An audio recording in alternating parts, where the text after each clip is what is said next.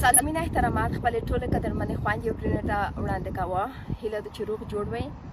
د جولای په 28مه په مکین شي جنوبي وزیرستان شي د پی ټی ایم یوه لویه جلسه ده چې په هغه شی د افغانستان اوسني حالات په باره شی خبرې کیږي، ډېرې سپینې خبرې وکیږي.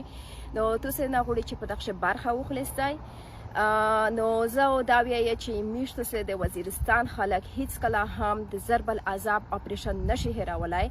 ان نه غواړي چې هغه قیامت یو ځل بیا په مشخال کې باندې روشي.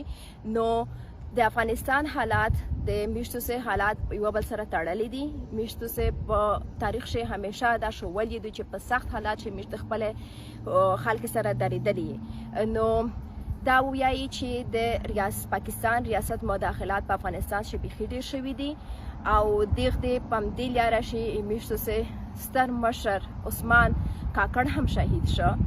عارف وزیر ارمان نوري د خلکو د بخوانه دغه پیدل چې داغه د ستونزه جوړوي دا وشور د عقل فکر منطق خلک دي دغه روناونی ول مړې کړل. او دا ریاست نور پلانونه هم لري چې څرګه پښتون غلامون کی ساری ور ټیټ کی. نو د دې لپاره چې میش اجازه ورنه کی چې نور میش وینه توشي نور می شاهدون ور کی. نو تاسو په دغه جلسه شه برخه واخلئ. دنیا ته نړۍ ته او پاکستان ریاست ته دا وشایي چې وستا پښتون هغه پښتون تنگ نظر خلک نه دي چې تاسو استعمالول په مدرسې شو د سبقینه پیویل او بیا د افغانستان شي خپل خلک پیوژل. خو ماشاءالله میشتو سه د پی ټی ایم د برکاته میشتو سه د پښتون برنه خويندې فکر ډیر ستر شوی دی، ډیر لو شوی دی. لکه چرګ دره وړي کوي فکر نه کوي چې د اسلام په نوم خپل خلک مړ کی. الحمدلله میش ټول مسلمانون میش په افغانستان شه افغانستان جمهوریت اسلامي جمهوریت دی.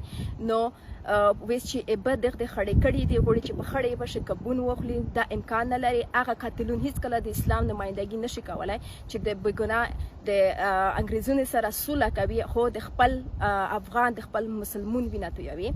او بیا بل مهمه خبره چې میشتو سه سفیر لیر چې په اسلام آباد شي په جواد ریډ شي سلسله علي خیل سره چې څو وشول میش عزت میش پات دغه به احترامي ورته وکړه هغه تشتولې و.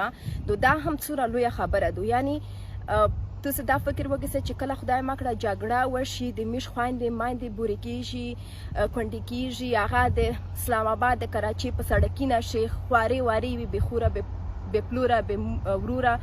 نو دا حالت بیا ستمیش نه غوړي د خپل اعتبار ختم کړی دی.